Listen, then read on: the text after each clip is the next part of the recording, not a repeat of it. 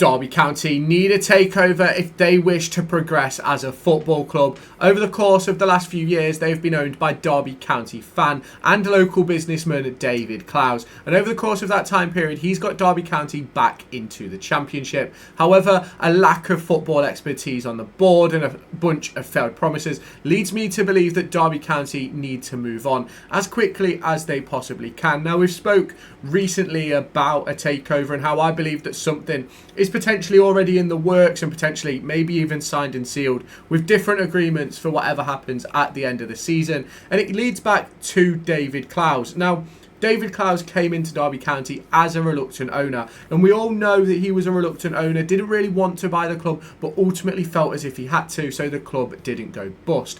But that seems to give David Clowes some freedom, in my opinion, to where he can make mistakes and doesn't really get called out on it, as well as even failing to move on his promises. Now, over the course of the 3 years that David Clowes has been the owner of the football club, we've probably heard from him on maybe 5 or 6 different occasions, whether that be a fans forum or BBC Radio Derby, but ultimately we've not heard from him a great deal. And I understand he doesn't want the spotlight and doesn't want to be put in front of cameras and things like that, but ultimately we've still not heard a great deal from the club either, with Stephen Pearce also being sort of kept out of those sorts of interviews as well. And the only sort of interviews we seem to get these days are from Rams TV, which are heavily scripted and mainly based on a PR message the club is wanting to push.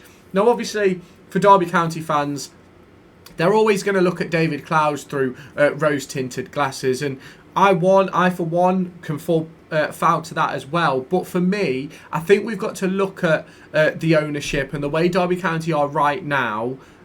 Take away the names, take away David Clowes' name, take away that he's a Derby County fan, and let's look at it from a better perspective.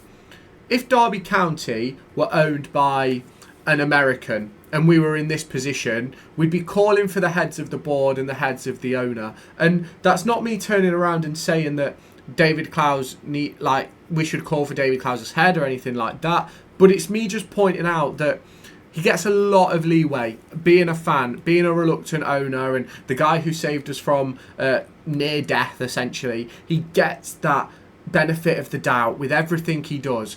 And for me, at some point, that has to be moved on from. We're 3 years down the line since he bought the club, 4 years since we went into administration. You've still got people blaming Mel Morris for the predicament we find ourselves in. Mel Morris has had nothing to do with this football club for nearly 4 years, which sort of goes to show that David Clowes has to take some responsibility. Now, whether the club has had enough investment or not, that is a big discussion. I personally believe not. I believe we've had limited investment to improve the squad, and the investment we have put in seems as if it hasn't been the right investment. You look at a player like Sondre Langas. We paid £4.5 million from him from Viking in Norway, and don't get me wrong, he has had some very good appearances. Ultimately was at fault for the goal versus Millwall, giving the ball away in midfield, but should Ibu Adams have been in a better position to receive the ball? Should there have been another midfielder? Should he have just cleared it? All questions we can ask at a later date. But ultimately, we spent £4.5 million of the £10 million from Erin Cashin on one player. Would Derby County not have been better served spending £1 million on 4 different players? And in my opinion, the answer would be yes. And if we'd have spent, say, £7 million, bought in 5-6 different players, I think the viewpoint on the team right now would be very different. I'm going to put on screen now the squad depth chart at the end of the summer transfer window. It included injuries as well. That will be on screen right now. And then if you can just compare that to the squad depth that we currently are seeing, which I'll put on screen in just 1 second. So just hang about.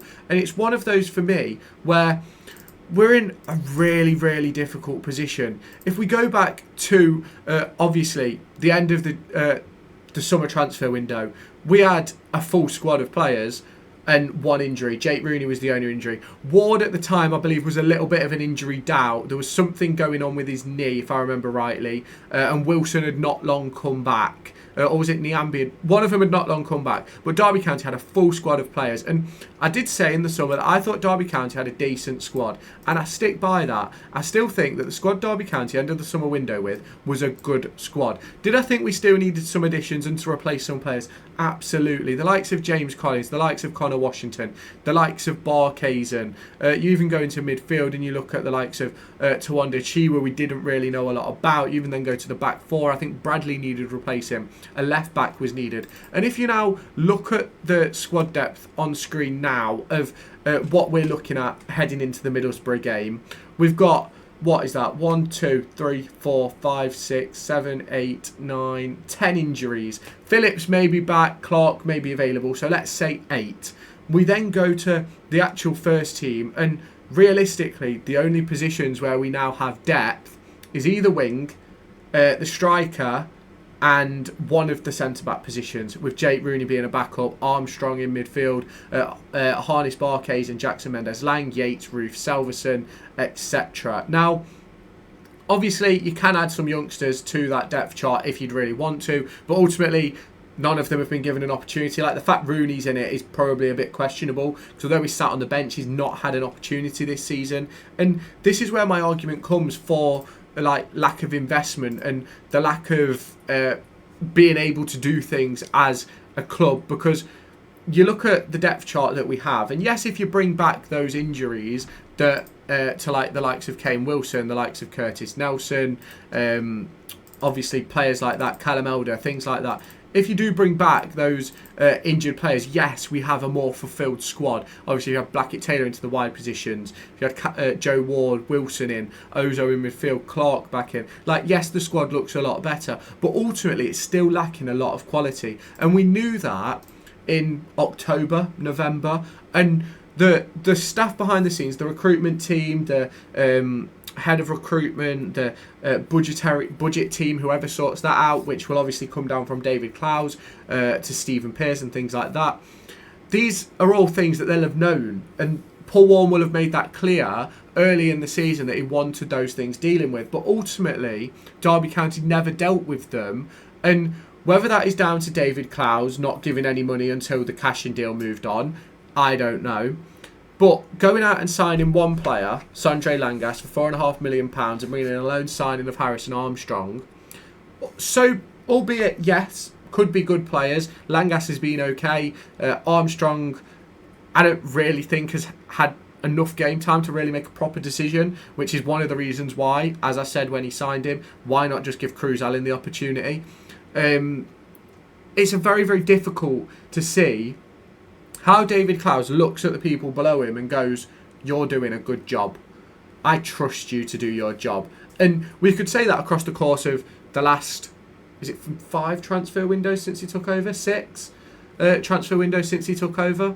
And ultimately, the best transfer window we had was that first one out of administration, where we had no recruitment team. I think we had like 2 scouts at the club, which obviously we did add 2 over the course of that season, don't get me wrong. But that summer window, when he took over, the 6-week window, where Liam Rosenior brought in David McGoldrick, Conor Horahan, Tom Barkhazen, Mendes-Lang, Corey Smith, Lewis Dobbin, all those sorts of players, signing Aaron Cash into a new deal, Liam Thompson on a new deal, Quaker Adoro, who obviously didn't go on to the things that we sort of thought he would, but a sort of a player we bought in. And we bought in good enough quality, in my opinion, to challenge our first season. I think if we'd have played Rosenior's possession-based style, I think we'd have got in the playoffs, in my personal opinion. I think he would have sorted out the away form. I don't necessarily think it was his problem. I think it was more of a team issue of not being able to score goals, which we're seeing again right now. But it's really, really difficult to sort of move forward when you look at those people underneath David Clowes, that he is involved in a lot of the interview processes and things like that, and obviously Stephen Pearce is involved in that as well, and they're consistently making bad decisions, and that does include Stephen Pearce in those bad decisions that are being made, and it all stems down from the top. I personally believe we need complete new view from the top to be able to move forward as a football club, because why Stephen Pearce is still at the club that's always going to be a bone of contention for any fan base who has been through the situations that they've been through with a CEO like that. He's going to have overseen, given that we may not turn it around, he is going to have overseen 2 relegations at Derby County, a 21 points deduction, failure to pay the tax bill, failure to pay a range of other different people as well, which led to us going into administration. And obviously, yes, he's bound by an NDA, so we'll never know his true involvement in that sort of Mel Morris era. And even when the NDA does expire, he probably still won't talk about it. But it's a really, really difficult situation that we've put ourselves in, where David Clowes isn't really funding enough for us to stay in the division. I personally, I think for net spend, I think we're mid-table. But if you look at Derby County, why are we mid-table for net spend? Our net spend, in my opinion, should be in the negative, because we came into this division with a very, very poor baseline. We had some good players in there, Cashin, Nelson, Wilson. Obviously, you go into midfield, obviously.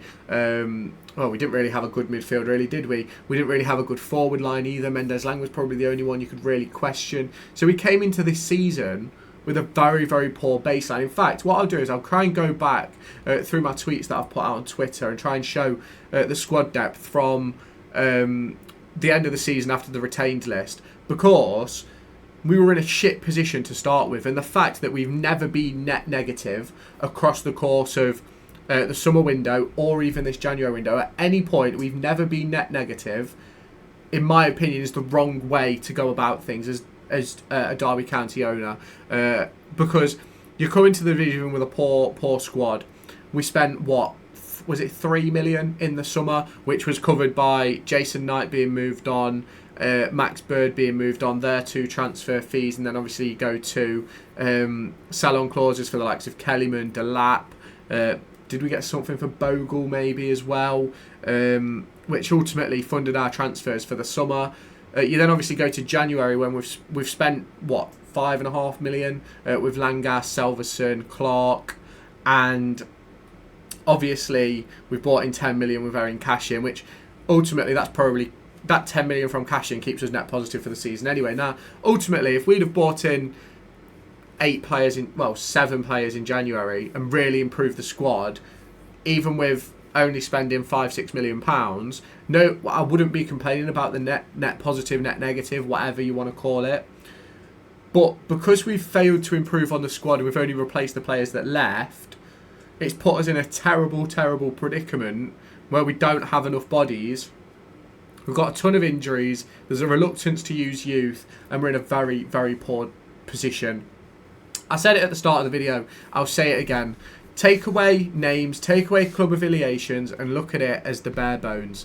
Derby County came into the Championship with a bare bones squad, a couple of players who wanted to leave, in Tyrese Forner. He was someone who wanted to move on and got moved on, obviously, which left us a little bit more bare.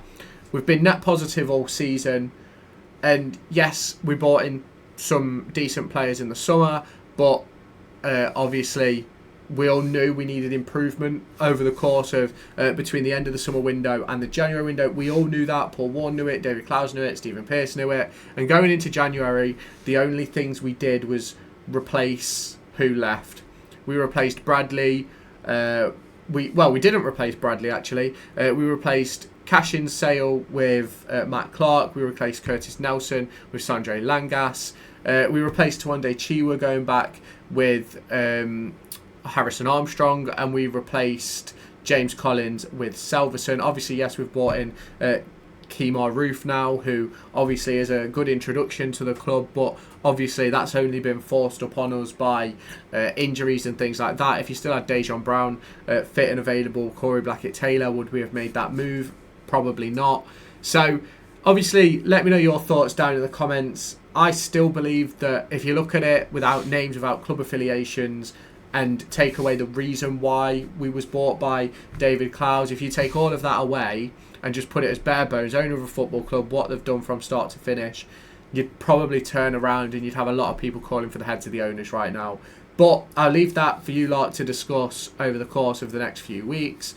Well, even in the comment section if you want to. Even go on over to Twitter. Give me all your abuse. I'm ready for it. Let's go. Because I know it's not going to be a popular video, but let me know your thoughts in the comments.